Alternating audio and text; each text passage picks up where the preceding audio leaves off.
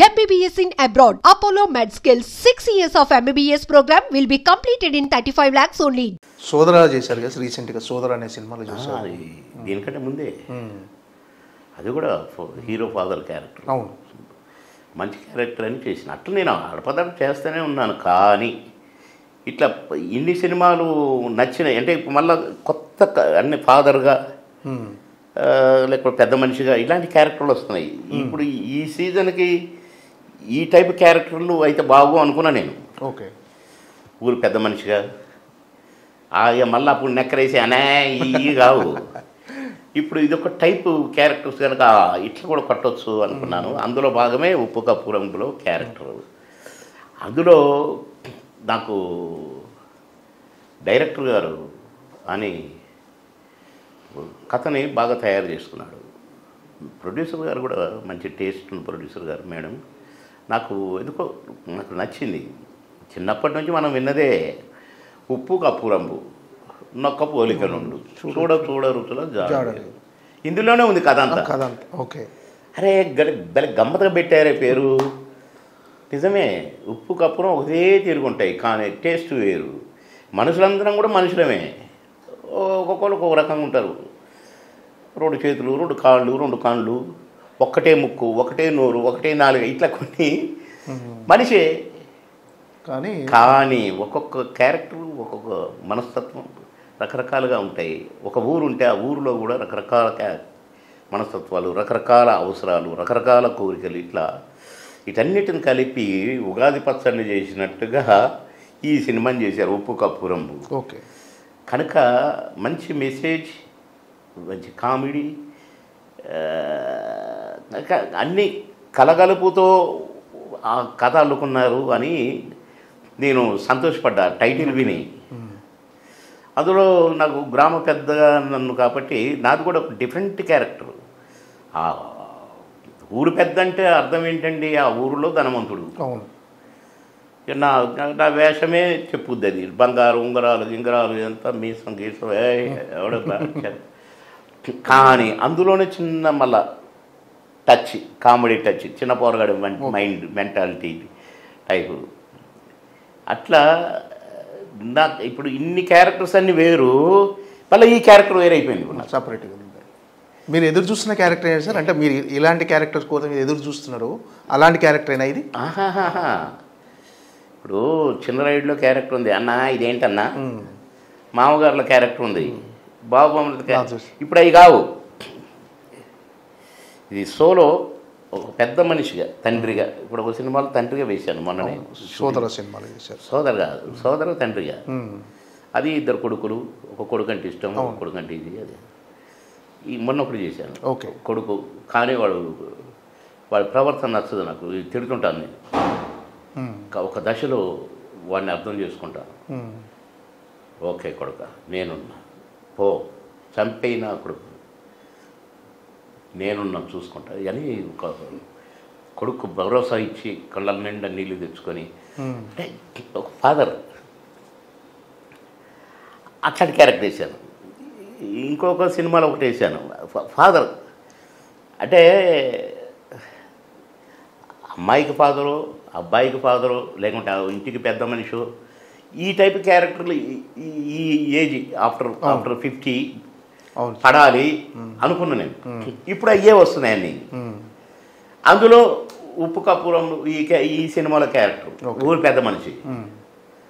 ఊరు పెద్ద మనిషి అంటే పాత రోజుల్లో అయితే గుమ్మడి గారు లేక ఎస్వి రంగారావు గారు కదా. అవును, మరి అంత బరువైన క్యారెక్టరు ఒక టిపికల్గా నాగభూషణం గారు, ఇట్లా రకరకాల క్యారెక్టర్స్ వేసిన మహానటులు ఉన్నారు అప్పట్లో. కానీ అదే టైపులో ఒక ఊరు పెద్దగా మంచి హుందాగా మళ్ళీ అలాంటి క్యారెక్టర్ నాకు పడింది అని సంతోషపడ్డాను. సూపర్. కనుక డెఫినెట్గా ప్రేక్షక దేవుళ్ళు సంతోషిస్తారు. వల్ల బాబు మోహన్ చూసావురా, హ్యాపీగా ఫీల్, కాసేపు నవ్వుకున్నావురా అని కూడా అనుకుంటారు. ఓకే, ఈ కథాంశం విషయానికి వచ్చేసి కొంచెం డిఫరెంట్ కథాంశం సార్. ఏదో అంటే శ్మశానంలో జాగ కోసం. ఏమండి ఈ మంచి ప్రశ్న వేశారు సార్. ఈ సమస్య, ఈ ఊరిలో ఉన్న సమస్య శ్మశాన వాటిక స్థలం లేదు. ఇప్పటికీ ఉందండి చాలా గ్రామాల్లో. అవును సార్.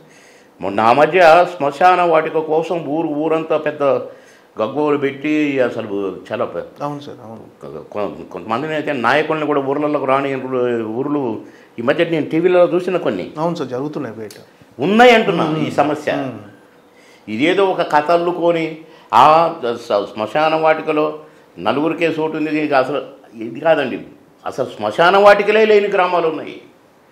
అంత దాకెందుకండి, నా కాన్స్టిట్యున్సీలోనే ఒక గ్రామం ఉంది, ఆందోళన సార్.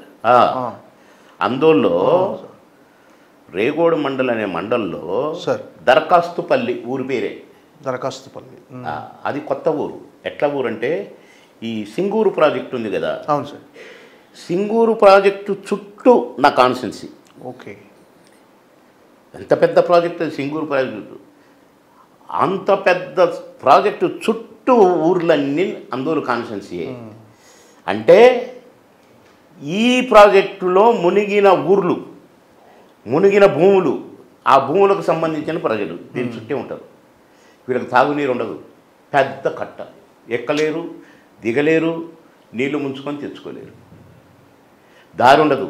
కొత్తగా అన్ని గుడిసెలు వేసుకొని ఆ గుడిసెలు పోయి ఇల్లు కట్టుకొని ఉన్న బాపతుల ఊర్లు. నేను ఆ ఊరు పోయినా. ఈ ఊరు పేరేంటి? దరఖాస్తు అంటే ఆ ఊరు కడవారు చెప్పాడు. ఏం లేదు సార్, ఇళ్ళకు తాగునీరు ఉండదు, రోడ్లు లేవు, 3 కిలోమీటర్లు వస్తేనే ఊరుకు బస్సు, ఎవరైనా చచ్చిపోతే కాబట్టి ఆయన పెట్టుకోవడానికి శ్మశాన వాటికి లేదు, ఇందులోనే పెడతాం, మా ఇళ్ళ పక్కనే పెడతాం. మోకాళ్ళ బురద ఎప్పుడు ఉంటుంది, ఎందుకంటే కట్ట కింద ఊరు కదా, ఆ ఊరు తేమతో ఊరంతా బురదే ఉంటుంది అని అంటే నేను దిగి చూశానండి. ఇంతలోతు బురద. అమ్మా, ఈ ఊరును బాగు చేయాలనుకున్నా. అట్లా చాలా గ్రామాలు, కొత్త గ్రామాలనే కట్టినా నా కాన్స్టిట్యున్సీలో. Super sir. ఇందాక కూడా ఏడుచుకుంటే ఒక ఊరు ఫోన్ చేశారు. అయితే ఆ ఊరుకు మంచినీళ్ళు తెచ్చిన. నీళ్ళు లేవు కదా, నీళ్ళు తెచ్చుకునే ప్లాన్ చేసిన. లిఫ్ట్ పెట్టి బ్యాక్ వాటర్ నుంచి లిఫ్ట్ ద్వారా ఆ ఊరుకు నీళ్ళు ఇచ్చిన. ఇవ్వటమే కాదు, కొత్త రోడ్డు వేసిన, ఊరిలోకి వేసిన రోడ్డు, బురదలోంచి ఊరిని 2 భాగాలు చేసిన. ఊరు చివరి దాకా పోద్ది బస్సు, 2 చోట్ల ఆగాలి, చివరికి పోయి ఆగాలి, మళ్ళీ మధ్య ఆగాలి, పోవాలి. నేనే ఆ బస్సులు ఎక్కిపోయినా ఊరు, కొత్తగా రోడ్డు వేసి బస్సు తీసుకొని. చాలా డెవలప్ చేశారు అయితే దాన్ని. దరఖాస్తుపల్లిని ఇప్పుడు ఒక బ్రహ్మాండమైన అభివృద్ధి చెందిన గ్రామం చేసిన. సింగూరు అని ఉంది, సింగూరు ప్రాజెక్టు, సింగూరు మునిగిపోయిన ఊరుంది, ఊరే కట్టిన. 2000 ఇండ్లు. అందులో ఈ నేనే అన్ని ఇండ్లు నేనే కట్టించిన. ఒక 1000 ప్లాటింగ్ చేసి గవర్నమెంట్ స్థలం తీసుకొని ఫారెస్ట్ డిపార్ట్మెంట్ నుంచి అసెంబ్లీలో చెప్పి మొత్తం తీసుకున్న, ఒక 10 ఎకరాలు తీసుకొని మొత్తం ప్లాటింగ్ చేసి పారేసి. ఇది కాక హౌసింగ్ ఇండ్లు కూడా కట్టించిన, ఒక 500-600 ఇండ్లు సపరేట్గా, అపార్ట్మెంట్లు. ఆ ఊరిని సింగూరు కూడా ఊరు కట్టిన. అట్లనే కాదిరాబాద్ అనే ఊరు కట్టిన, చాలా ఊర్లు కట్టిన. అట్లా శ్మశాన వాటిక లేని గ్రామాలు ఇప్పటికీ ఉన్నాయి సార్. మొన్న అక్కడ అదేది మంచిర్యాలలో ఎక్కడున్నాం, శ్మశాన వాటిక లేదు మా ఊరికి, ఎవడొస్తుందో చూస్తామని ఊరంతా బైకట్ చేసి కూర్చున్నారు. మా టీవీలో చూసిన. కనుక ఈ సినిమాలో ఉన్న పాయింట్ శ్మశాన వాటికలో 4గురికే ఉంది, స్థలం లేదు అనేది పెద్ద కొత్తది కాదు, ఇప్పటికీ ఉంది కొన్ని ఊర్లలో ఈ సమస్య. కానీ ఇక్కడ గమ్మత్ సబ్జెక్ట్ ఏంటంటే 4గురికే ఉంది కనుక ఈ 4గురిలో నాకే ఉండాలి, అసలు ఆ స్థలం మా తాతలు ఇచ్చింది శ్మశాన వాటికకి అని పెడతాను. ఓకే. ఇంకా నన్ను గమ్మత్తుగా కథ తిప్పి నాకు కాకుండా చేయాలని ప్లాన్ తోటి హీరోయిన్ అట్లా గమ్మత్తుగా తిప్పిన క్యారెక్టర్ని. అది కూడా కథ సినిమా కోసం కదా, నా కోసం కాదు, బాబుమోహన్ కోసం కాదు. మంచి పాయింట్ ఇది. ఊరంతా కలిసి వాళ్ళ ఊరికి ఆ సమస్య లేకుండా చేసుకుంటారు కనుక మంచి పాయింట్. కీర్తి సురేష్తో మీ క్యారెక్టరైజేషన్ ఎలా అంటే కీర్తి సురేష్తో మీరు కలిసి యాక్ట్ చేశారు? అమ్మాయి సర్పంచ్, గ్రామ సర్పంచ్. ఓకే. ఆ అమ్మాయి తాతలు ముత్తాతలు కూడా సర్పంచులకు పనిచేసిన వాళ్ళు, ఊరు పెద్దలకు పనిచేసిన వాళ్ళు. నేను కూడా ఒక వర్గం నుంచి, నేను కూడా ఒక ఊరు పెద్దని. కానీ ఆడపిల్ల సర్పంచ్గా ఆ ఊరుకు ఎన్నుకోబడటం, అక్కడగా కూడా నన్ను పోటీకి రాకుండా చేసి అది అట్లా గమ్మత్ క్రియేషను. సరే అమ్మాయి యాక్టింగ్ అమ్మాయిది, నా యాక్టింగ్ నాది. ఓకే. కానీ ఇద్దరి యాక్టింగ్ కూడా బాగుంటుంది. ఓకే. అమ్మాయి కూడా మంచి కోఆపరేటివ్, మంచి ఆర్టిస్ట్. కానీ ఎంత తప్పిస్తుందో బిడ్డ క్యారెక్టర్ ఇట్లా చేయాలి, బాగా చేయాలి అనేది. భాష మీద కమాండ్ లేకపోయినా కూడా ఇంగ్లీషులో రాసుకొని మంచి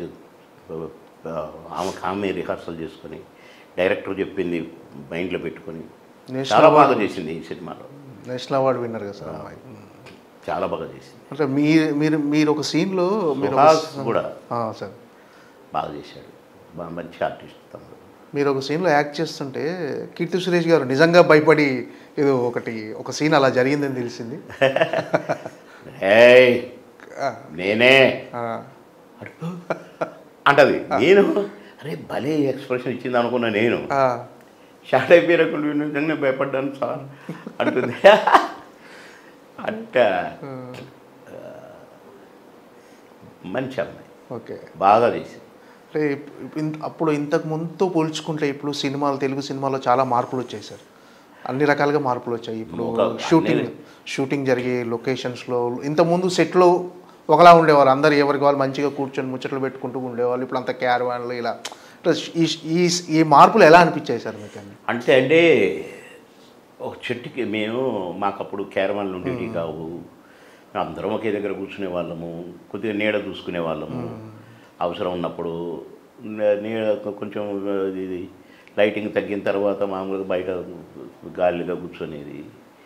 క్యారవాన్లు వచ్చి కొంచెం సినిమా సంస్కృతిని చెడగొట్టినాయి. ఓకే. ఎవడికి వాడే అందులో కూర్చోవటం, పోయి షాట్ అన్నప్పుడే బయటికి రావటం, ఒకళ్ళనొకళ్ళు చూసుకోవడం కూడా లేదు. అంతకుముందు కలిసి తినేది, కలిసి ఉండేది, కలిసి మాట్లాడుకునేది. షాట్ లేనప్పుడు అందరం కూర్చొని ఆడుకునేది. కొంతమంది ఏమో పేకాడుకుంటూ కూర్చునేవాళ్ళు, సరదాగా ఉండేది, సరదాగానే. కానీ ఆ సరదా లేదు ఇప్పుడు. లేదు, ఎవరికి వారే. ఇక సరే, ఇక కొందరైతే అసలు వాళ్ళు మహా స్టార్లు అయిపోయినట్టు 1-2 సినిమాలతోనే. మరి మేము అట్లా ఉండేటది కాదు. మేము కూడా సత్యనారాయణ గారు లాంటి సీనియర్ నటులు, రమాప్రభ లాంటి సీనియర్ నటులు, ప్రభ గారు హీరోయిన్ గారు లాంటి వాళ్ళు, జయప్రద గారు లాంటి వాళ్ళు, జయసుధ గారు లాంటి వాళ్ళతోటి కూడా మేము కలిసి చేసినాం. కానీ జోవియల్గా అక్కినేని గారు అక్కడ దూరంగా కూర్చునేవాడు. ఏం అందగాడు, నన్ను ఇప్పుడు అందగాడు అనే పిలిచేది అక్కినేని నాగేశ్వరరావు గారు. ఏంటి కాలేజ్ అమ్మాయిలు వచ్చారు, ఏంటి కథ,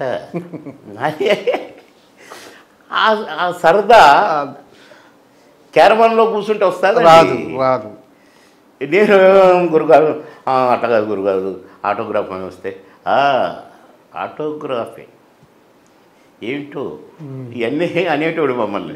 మేము నవ్వుకునేది, సరదాగా ఉండేది. అట్లాగే చిరన్నతో పక్కన కూర్చుంటే ఎంతో ఆనందంగా ఉండేది మాకు. మా పెద్దన్నయ్య పక్కన కూర్చున్నాం. కొన్ని ఆయన సినిమాలో అదే ఆయన అన్న అట్లా భలే డ్యాన్స్ చేసామన్నా అని, ఆ సినిమాలో భలే ఉంటుంది అన్న డ్యాన్స్ అంటే అనేటోడు. అట్లా జోవియల్గా ఉండేదండి. పెద్ద పెద్ద స్టార్స్తో మేమెంత ఆఫ్టర్లు. కానీ చిరన్న లాంటి స్టారు, బాలన్న లాంటి స్టారు, వీళ్ళందరితో కృష్ణ గారు లాంటి స్టారు, నాగార్జున గారు లాంటి స్టారు, అక్కినేని గారు, ఎన్టీ రామారావు గారు తమ్ముడు ఎక్కడ వచ్చాడా, పోయి దగ్గర కూర్చొని అన్నగారి పక్కన. ఏంటి సత్యనారాయణ గారు ఎలాంటి సీనియర్ నటుడు. అట్లా అది పోయింది. పండగ వాతావరణంలో ఉండేదండి మా షూటింగ్లు. పండగ వాతావరణమే. ఇప్పుడు ఎవరికి వాళ్ళు యమునా తీర పండుగనే ఒక సినిమా, శరత్ గారని డైరెక్టరు, రోజు పండగలాగే ఉండేది మాకు సెట్లు. ఎక్కువ రోజులు రామనాయుడు గారి స్టూడియో, అక్కడ నానకరామగూడ స్టూడియో, అది హౌస్ సెట్లో తీశారు. కోలాహలంగా 200-300 మంది. అబ్బబ్బబ్బబ్బా ఎంటర్ అయిన కాడ నుంచి ప్యాకప్ అయితే కొబ్బుది అయ్యేది కాదు. ఇంకా కాసేపు ఉంటే బాబు సరదాగా ఆడుకుంటున్నాం అందరం. మేము షూటింగ్ చేస్తున్నామని అనుకుంటున్నాం కాదు, ఆడుకుంటున్నాం. ఆడుకోవడానికి షూటింగ్ లొకేషన్లో ఉండేది కాదు, అది ఫ్యామిలీ మెంబర్స్ అంతా కలిసి ఆడుకుంటున్నారు. సీన్లు అట్టే ఉండేది, కొట్లాడుకోవటం. మళ్ళీ సీన్ అయిపోయి వచ్చి రండిగా ఇప్పుడు అరే అదేది